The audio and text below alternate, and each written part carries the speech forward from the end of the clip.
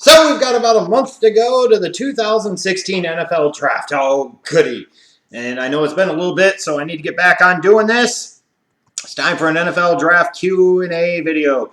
Oh, boy, and there'll be another one coming up later this week, too, so stay tuned for that. You can go ahead and start submitting your questions for that now. It'll probably be like Thursday or Friday or so, just so you know. So let me go ahead and get started here with Soccer Fan Walt, also a Cubs fan. Rock and roll. The Raiders need a running back. Any running back they should target in rounds 2 through 4 since Zeke will be gone when they pick. I will tell you this much. If he's still there when you get to around pick 9, it might be worth 10. It might be worth exploring, not fucking around and trading up if you're the Raiders and go getting him. I'm just saying. Let's just assume, though, he's going to be gone because I still think he probably will be, and he should be. In terms of round 2 to 4, at that point in time, I'd probably say more rounds 3 to 4 is where they probably should address this pick or this position. Guys like Alex Collins, Paul Perkins, Kenneth Dixon, Kenyon Drake, Devontae Booker, the guys like that in that round 3 to 4 range. There's certain guys that maybe would be better suited for them, but some of those guys would be guys that I would throw out there. But yes, I do think it's something they should explore in round 3 or round 4. Mikey 0-1. I know you don't like Kemdichi, but do you think the Raiders should move back into the 20 to 28 range and get him? And picking up more picks? No. I'm just not gambling a first-round pick on this dude. I'm sorry. Even if that meant peeling back that much. That's kind of like that optimistic fan BS. And I'm guilty of it too, don't get me wrong. But just why would the Raiders move back that much? And why would a team want to move up that much in this draft? Again. In terms of Kemdichi, if you're the Raiders and you really, really loved him, would you explore moving up from where you're at in round 2 to moving up to the top of round 2 to get him? Maybe. Like I said, I still wouldn't spend a day 2 pick on him. Once you get to 4th round, fucking all bets are off. I'll gamble on that. I'm not taking that shit in the first 3 rounds. And this is not to say that the kid won't be a very, very good NFL player. But I'm saying, again, based off of the film, the hype doesn't match the reality on film, let alone all the off-the-field stuff. 4th round and on, gamble the fucking way. Feel good about the gamble. Round 3, you feel okay about the gamble. Round 2, he better pan out. And round 1, he most certainly better fucking pan out. Let's see here. Who's your daddy? What do you think the Giants' first-round pick should be position-wise? In an ideal world, it would be running back and it would be Ezekiel Elliott. I've increasingly moved away from that and don't think that is the case. If it's a defensive player, it needs to be a linebacker like a Darren Lee or a Leonard Floyd. If one or both of them are there, then pick one. It doesn't fucking matter because both will be a huge upgrade for that linebacking core. In terms of the offensive side of the ball, at that point in time, you'd be looking at offensive tackle and looking at Ronnie Stanley, and that could be a sensible pick for them, and that could be potentially where they go. JWWE 1997. Should the Dolphins draft Hargreaves, Darren Lee, or Reggie Ragland, assuming all 3 are there? I like the athletic upside of Lee and versatility of Lee and the fit of Lee in the Dolphins 4-3 better than I do Reggie Ragland, so I'm going to throw Reggie Ragland out of there. In terms of between Hargreaves or Lee,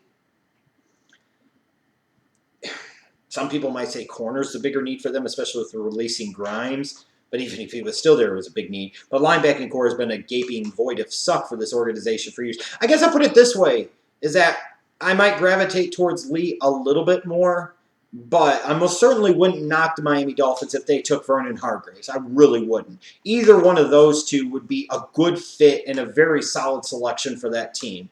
I really mean that. Harrison Len. Since the Browns signed RG3, what do they do with their 2nd overall pick? Draft Carson Wentz. In the grand scheme of things, from a draft philosophy standpoint, RG3, RG knee means nothing. It's a reason the Redskins fans around here call him RG knee. He means nothing. You are sitting at number 2. Carson Wentz, if he's there at number 2, assuming somebody doesn't leapfrog you to pick him at number 1, you sitting there at number 2, you take Carson Wentz. Let me repeat this. You take Carson Wentz, period.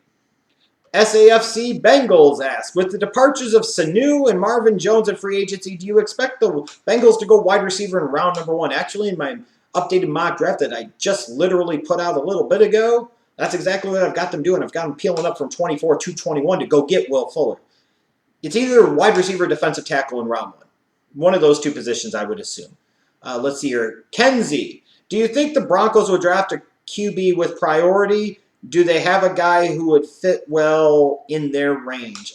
Paxton Lynch would potentially fit well in their range. They may have to peel up a few picks to get him, maybe not. Maybe he would be there at 31. There's a chance he wouldn't be. Would they really want to move up to go get him? I don't know.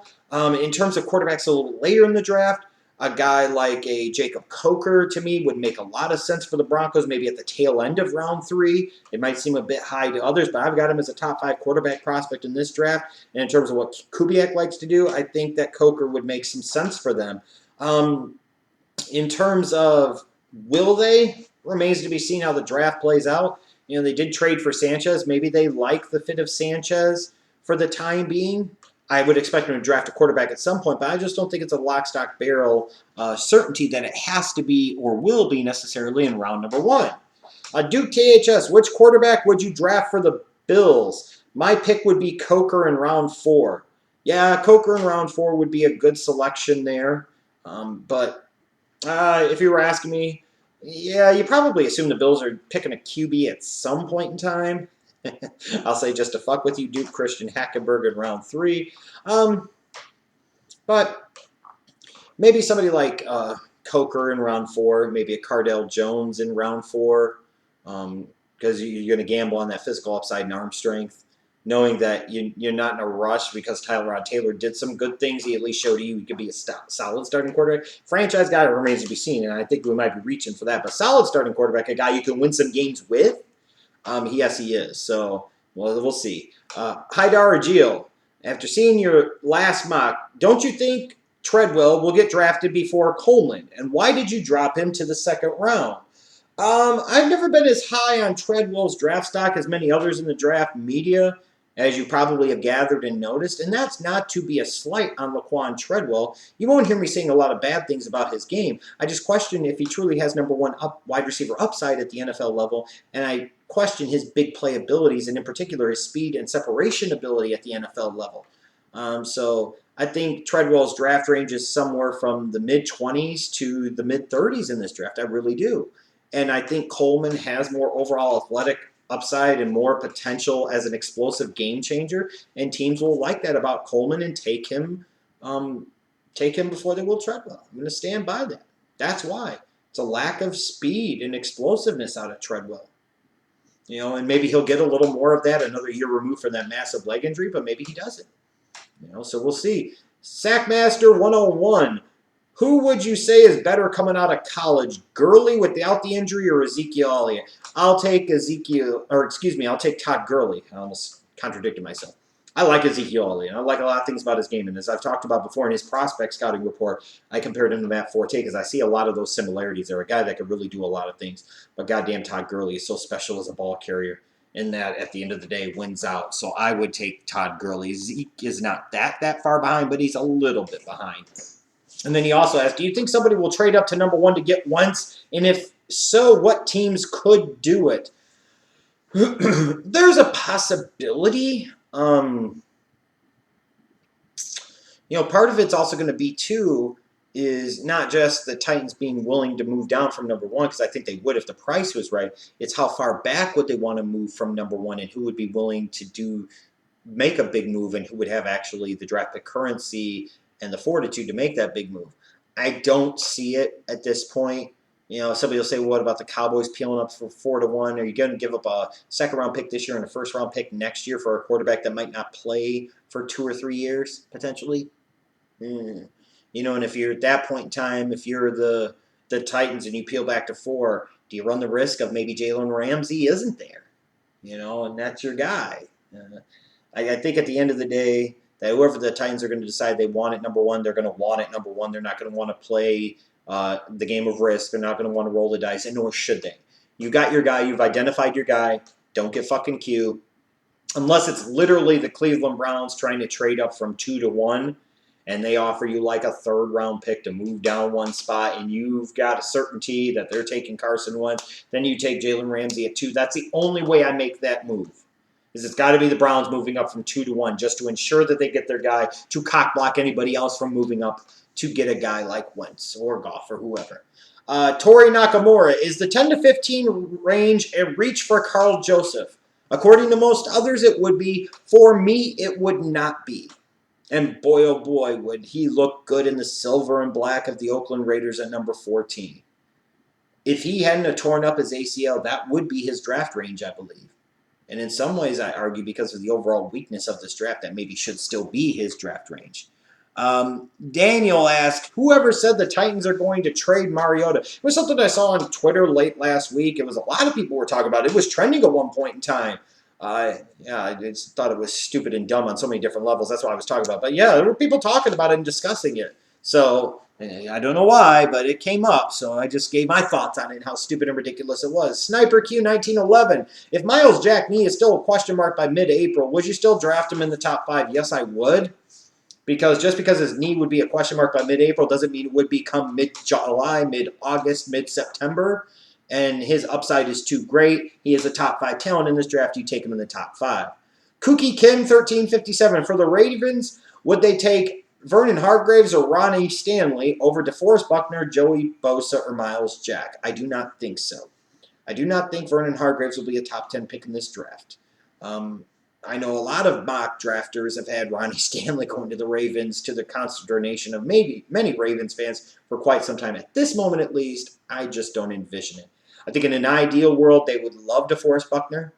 I think they would be very satisfied with Joey Bosa, and they'd be pleased as punch if Miles Jack was still there at number 6, especially since they got rid of Darryl Smith. A combination of him and Miles Jack and C.J. Mosley in the middle of that Ravens defense would be pretty scary for the AFC North for many years to come. Number 1 Bears fan. That's debatable. Would you knock the Bears for trading down to take a corner? No, in fact, in my most recent updated NFL mock draft, this was a one-round edition with trades, I had the Bears doing just that. Had them peeling back from 11 to 17, and William Jackson III from Houston was still there, and that's who they're taking. I envision him as being the type of guy that they like. I know that they've got to like him quite a bit. And with the way that particular mock scenario played out, there would be a chance that he could be there. That I think they would roll the dice, and they would still be able to get him or Hargreaves at 17 either way. Would be a huge win for the Bears. Tim Dragon Kid. How well will Trent Richardson work out in Baltimore if signed, and can it remove a potential running back need down the road for the team? It's worth the gamble. I mean, it's a very low-risk, low-cost type of gamble, and maybe it does pan out.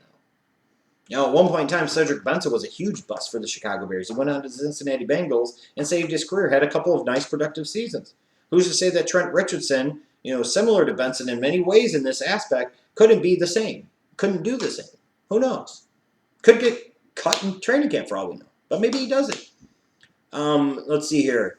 Chihuahuas. Who is the best player you think can realistically fall to the Bears at number 11? Best player that could fall to the Bears at number 11, I guess it depends on what you view as. I guess in terms of my player rankings, it would be somebody like Darren Lee. But I don't know with the signings of Trevathan and Freeman that's where they need to go in round number 1, because I don't think he's a great fitted outside backer in a 3-4. And I don't think you want to take him as an inside linebacker in a 3-4, because why would you have signed Trevathan and Freeman? Let's just be honest. You don't draft a guy like Darren Lee, 11th overall, to play him in sub packages and play him as a utility guy. You just don't. I don't think so anyways. So the best guy that could realistically drop to them in terms of a guy that they could take would honestly be, if there were concerns about a partying lifestyle and, locker room stuff, maybe Ezekiel Elliott. That would be one I could think of. Let's see here. Who do we have next? Since you're from Ball Sebastian, since you're the Wentz expert, that's right, I am. Remember back in October, I was tweeting about how he was the number 1 quarterback in this year's draft class. You're welcome, everybody that is now caught up to me. Your thoughts on this list? This is apparently a list done by NFL Draft Scout, and he's kind of a knucklehead sometimes. Actual Carson Wentz comparisons I found today, and I'm sure he's seen all of these because I have too. John Elway, Tom Brady, Andrew Luck, Big Ben, Cam Newton, and Joe Flacco. Out of the 6 of those comparisons, the 2 that make the most sense in theory would be Andrew Luck and Cam Newton. I don't know where a Tom Brady, a Big Ben, or Joe Flacco comparison comes from, and any of these so-called big-name experts, even like Mayock talking about Flacco aspects. He is way too athletic and way too different of a quarterback to compare to Flacco. Just because they played at the old 1AA schools, that's not a good reason for comparison. It's like comparing white quarterbacks to white quarterbacks because they're white, or black quarterbacks to black quarterbacks because they're black. It is ignorant and it's fucking stupid. And we should be more intelligent than that and work harder than that and be better than that than to come up with those lazy, asinine, half-ass effort types of comparisons. You know, my comparison for Carson Wentz was Marcus Mariota. Do I see some Andrew Luck? Yes. Do I see some Cam Newton? Yes. Do I think the rest of those comparisons are dumb and stupid? Yes, I do. That's what I think of it, honestly. Let's see here. Ball Sebastian, would Ragland fit in Mike Zimmer's D? No, I don't really think so. I think Kendricks is a good fit for them inside. You've got Barr on one side. Unless you're telling me you were going to play Ragland at the other outside backer, then maybe he could. You know what? I'll take that back. I'll step that back. Yes, Ragland would fit playing strong side in their 4-3. Because he can rush the passer a little bit. He's solid against the run. A little more athletic than your standard strong side backer. Yes, he could fit there, but it would have to be at that position only. Omar Hassa. Why is the NFL so hell-bent on keeping Wonderlic Scores secret from people who love mock drafts? It's kind of that invasion of privacy type of thing. Maybe it speaks to the whole stupidity of the test to begin with. Yeah, I don't really get it. If some of those scores get leaked anyways, gives a fuck. I'm just saying. I mean, I'm surprised we don't hear more about more Wonderlic Scores. You know, so... I don't know why they're so hell-bent on it, but I kind of get it too. It's just an irrelevant part of the process. California EST 96. How big is the chubber in your pants now that chances of Wentz to Chicago increased because of RG3 to Cleveland? I don't think that makes any sense whatsoever, honestly.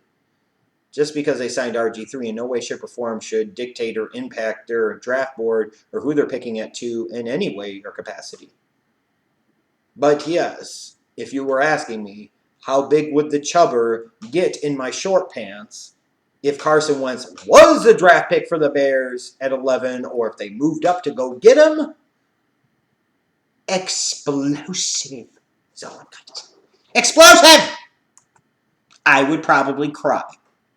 I literally would have Ashley probably film the reaction of me crying because Carson Wentz, or to a lesser degree, Jared Goff, would be drafted by the Chicago Bears. That's exactly how it would be. And let's see here. Mantis Toboggan MD. Would it be a reach for the Giants to take Reggie Ragland at 10? Yes. So they don't run the system that I think he's best suited for. At that point in time, Darren Lee would be the better and more athletic prospect. I think Ragland's a reach in the top 10. I do. Top 20, no, not really. Top 10, he is a reach. Not a significantly massive reach, but he's a reach nonetheless. There are just better players on the board at that point in time for that team.